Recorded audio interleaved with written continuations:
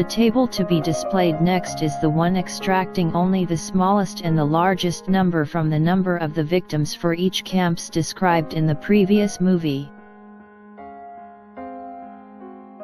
In all the camps, you can see that the number has a width far in excess of 10 times.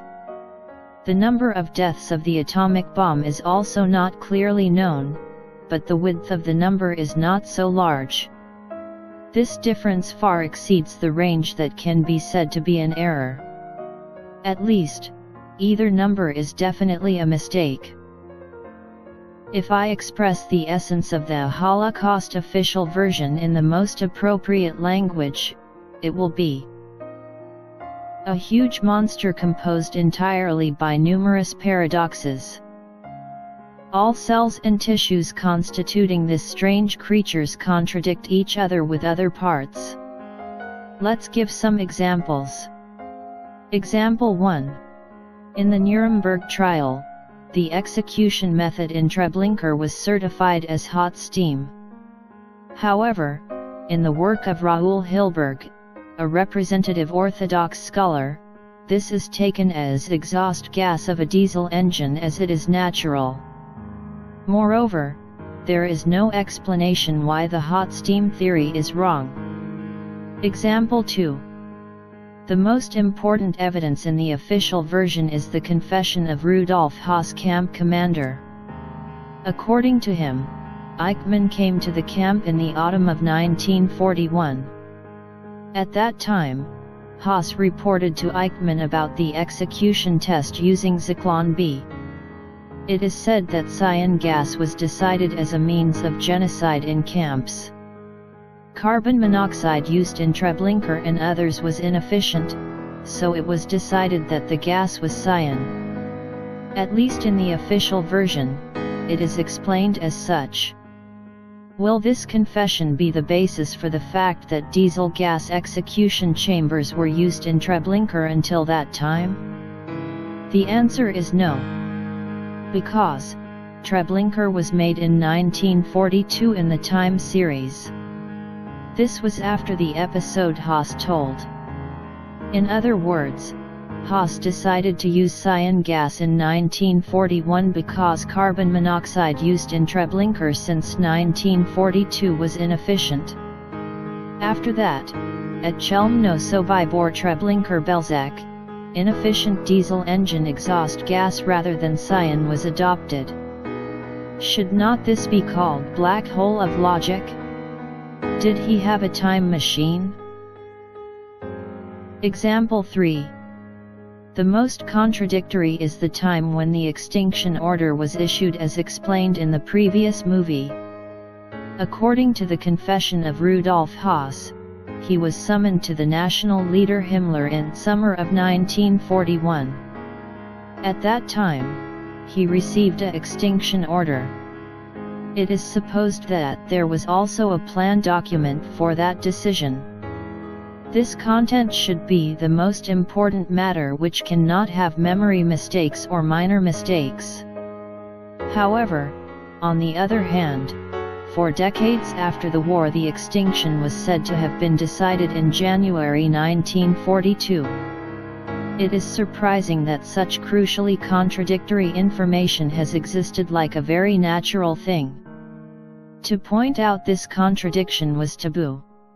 As I already explained, Martin Broschett insisted that there was no clear Hitler's order. Hilberg claimed that there is no plan, no blueprint, no budget for the extinction of the Jews. These theories are equal to saying Haas' confession was completely false. Such inconsistency exists to an extent that cannot be counted. From small information to large information, for every element, you can find information that denies them in the official version itself. In other words, the Holocaust official version cannot be said to be affirming Holocaust unconditionally. Rather, it can be interpreted as a set of evidences that partially denies. However, there may be the following objections. Certainly there may be no agreement on details of the Holocaust. However, regarding rough framework, there is unity of opinion among the Orthodox scholars. However, there is a big problem in the basic theory itself. Please check again the mechanism of handling of people transported to Auschwitz in the official version. Don't you have any doubts as you look at this figure? In the official version, those who could not work were not registered as prisoners and were killed by gas. The problem here is the criteria and percentage in selection. The theory of the Orthodox scholars has absolutely no fixed thing. However, as an example, there is a study by František Pieper, who was the head of the Auschwitz Museum in the 1990s. According to it, it is calculated that roughly 80% of people were killed because they could not work. In general, the rate of being killed is said to be very high. Let's examine the fate of famous Anne Frank according to this setting. In September 1944, Anne and her family were transferred to Auschwitz. There were 1,019 people transported, of which 549 people were not registered. More than half of them were labor incompetent sent to the gas execution chambers. However, as Anne became a registered prisoner, she would be said to be a work-qualified person. Moreover, all her family was eligible for work. Since over half of people were failed, this is a very high pass rate. Even if you see only this fact, you can guess that the Nazi were taking care so that each family would not be separated. Actually, in Birkenau there was a section called Family Camp.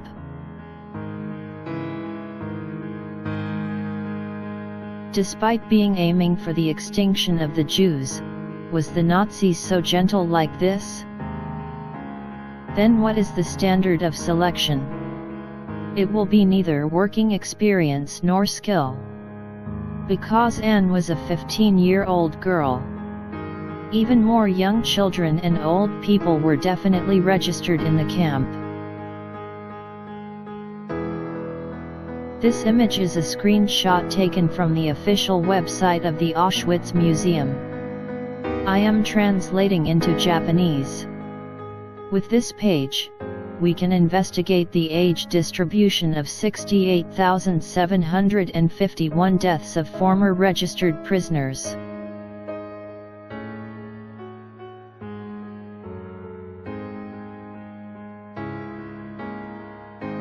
It is the table below that summarized it. As you can see, children under 10 years old and elderly people over the age of 80 are also recorded as dead. Remember theory in the official version that those who could not work are killed by gas execution chambers and were not left in such records. In other words, even these people were not inadequate for work. However, according to the list of Jews exempted from transportation from Slovakia on June 12, 1942, the standard of workable was male from 14 to 60 years old. Strangely, the standard in Auschwitz would be different from this. This table is a list of deaths who are over 80 years old. On the far right is the religion that man believed. As Judaism lined up alongside Catholicism and others, it was not only that people other than the Jews were alive. Then, is the standard of whether labor is possible as health condition? However, in Auschwitz there was clearly a hospital block, there was a doctor, treatment was taking place.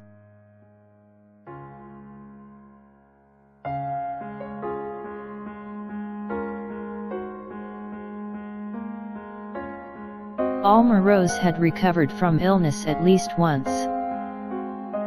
In this regard, how did the Orthodox scholars explain? It seems that recoverable patients would receive treatment, seriously ill patients would go to gas execution chambers. However, as mentioned earlier, in Birkenau there was even a special treatment block for seriously ill patients. In addition, according to the death certificate introduced in Chapter 3, this Jew, Emil Kaufmann, was 78 years old and died of senescence. Even in such a condition, he was not judged to be unable to work and he was not gassed. After all, what was the standard of whether they were suitable for labor? There is only one interpretation that balances the evidence verified so far with the hypothesis of the official version. End-stage patients who were not likely to recover were sent to the gas execution chambers. How about that? Even if you interpret it completely separately from other information, doesn't this sentence seem very strange in itself? I wonder why the Nazi had to kill the seriously ill people who had just waited for death. If the Nazi stopped treating the patient and giving food, they should have died. Why did the Nazi, a rationalist, carried the end-stage patients who could not walk on their own, to the gas execution chambers? Why did they need to purposely kill the patient with cyan gas, which is dangerous and hard to handle?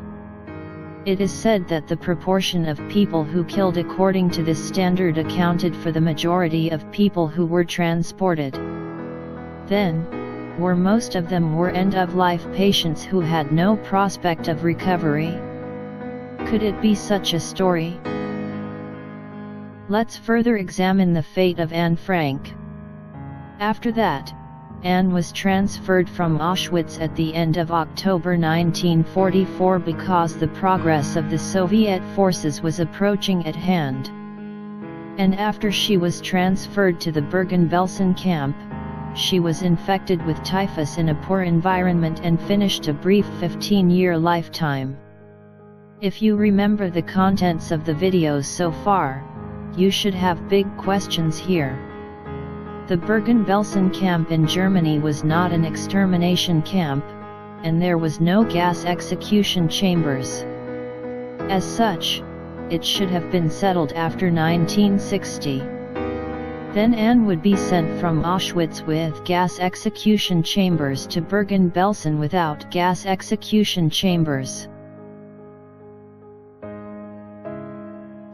If the Nazi really intended to extinct the Jews, this reverse transit should only be possible. Considering that the Nazi did not send Anne to the gas execution chambers at the time of selection, further considering the transportation to Bergen-Belsen, it seems as if the Nazi tried to rescue Anne's life. As an objection to this, even if the Nazi temporarily transferred Anne to Bergen-Belsen, they would have later transported Anne to some extermination camps again and eventually had meant to kill her. You may come up with such an idea.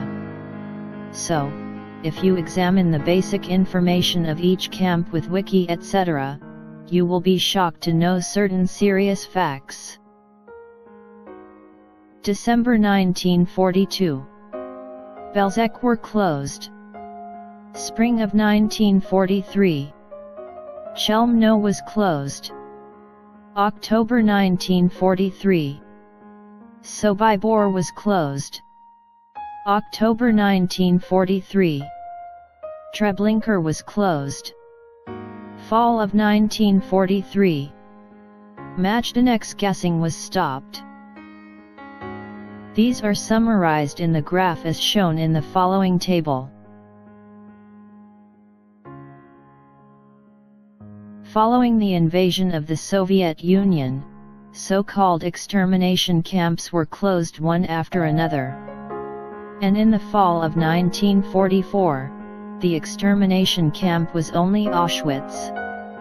An extermination camp where Anne should be sent was not present anywhere else. It's like a joke. The extermination camps was exterminated.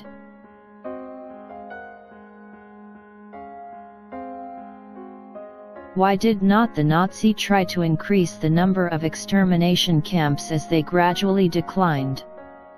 It means that the extinction plan had been shrinking.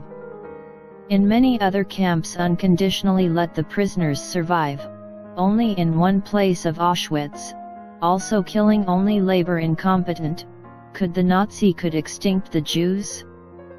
The table to be displayed next is a trial calculation of the number of persons who can be killed per month using the number adopted by Raoul Hilberg.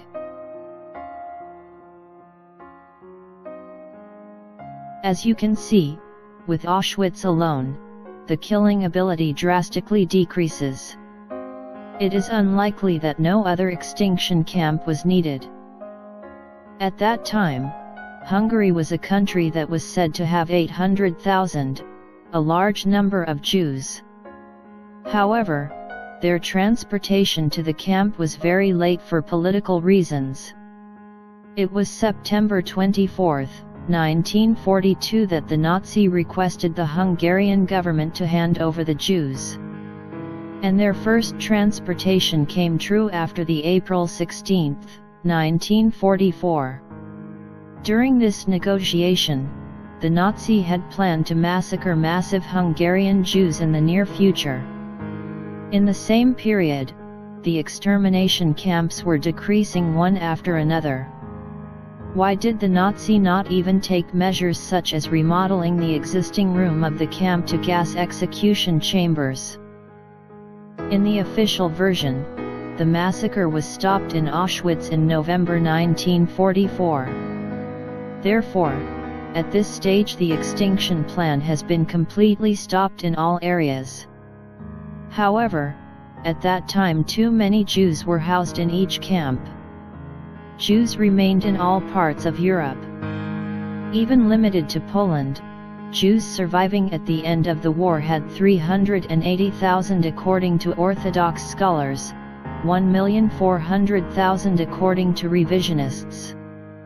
In addition, the British-American Committee, which investigated the problem of the Jewish situation in Europe, held a press conference in February 1946. According to them, 800,000 Jews are still hoping for relocation in post-war Poland. According to that, the total number of Jews who survived in Europe will exceed that much. That is, at that time the extermination of European Jews was not completed at all. Then why did the Jewish extinction plan shrink and shrink more and ended halfway? The reason is not explained by Orthodox scholars at all. Logically interpreting this table, we must interpret that the Nazi did not intend to extinct the Jews. Moreover, the theory that the extermination camps was not present in Germany is also very strange. Not all European Jews were transported from around Poland. For example, 75,721 Jews were transferred from France.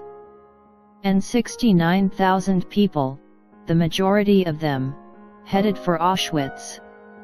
If only the killing of them was the purpose of this transfer, why did they have to be transported across Germany and all the way to Poland with a large transportation fee?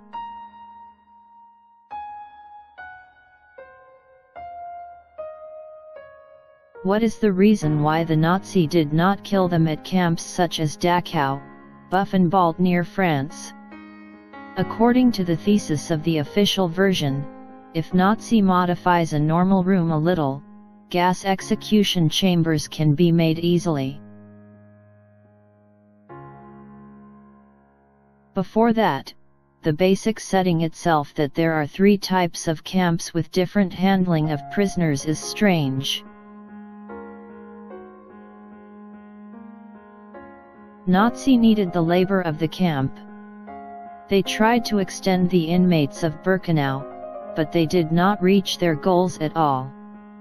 Under such circumstances, the policy of unconditionally keeping prisoners alive in some camps, but unconditionally killing them in other camps was absolutely irrational.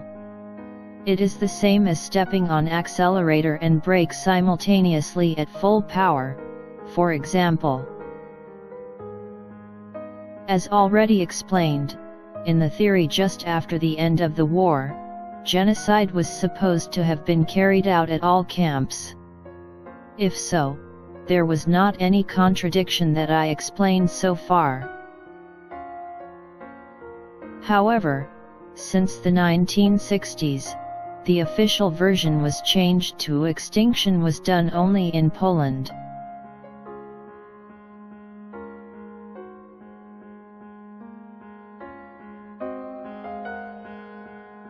In such a case, it is common to think that the research was advanced and the theory was corrected in a more correct form. But in this case it is not at all. I expressed earlier that the Holocaust official version is made of countless paradoxes.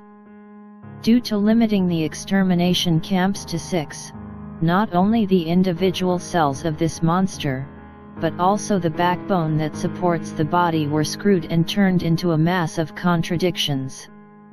In order to notice it, there is no need to read and interpret esoteric research papers. This is too sarcastic paradox.